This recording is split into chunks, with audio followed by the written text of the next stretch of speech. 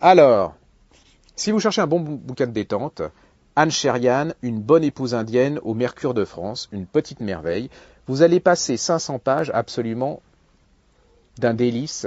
C'est une formidable raconteuse d'histoire. Ce que j'aime, c'est d'abord un roman et c'est une histoire. Et là, vous allez vous découvrir, vous allez vous transporter entre l'Inde et San Francisco. Alors l'histoire, elle est très simple. Vous avez un jeune hindou qui, comme tous les Indiens, décide de gagner de l'argent, de réussir sa vie. Donc, qu'est-ce qu'il fait? Il part aux États-Unis et il va réussir sa vie. Il va devenir anesthésiste, spécialiste. Il a une super nana absolument fantastique. Il est très bien.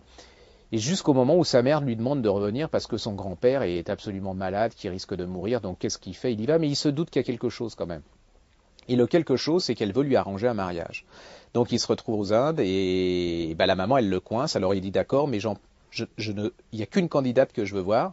Et cette candidate, elle a 30 ans, elle est déjà plus très jeune. C'est une spécialiste de Shakespeare, mais indienne. C'est-à-dire que elle voudrait bien être mariée, mais pas avec un neuneu. C'est pas l'indienne telle que traditionnelle, qui ne pense que au mari, à la bouffe et tout ça. Non, elle est bon.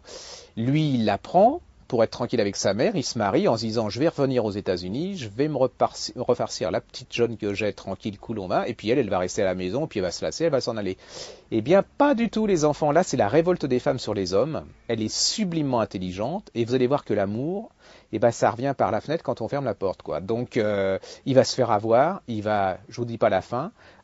C'est un choc de deux cultures, c'est un choc de deux sexes, c'est une merveilleuse histoire, c'est l'Inde d'aujourd'hui et les États-Unis d'aujourd'hui, et puis les jeunes qui sont entre les deux, ça se déguste, enfin c'est une petite merveille.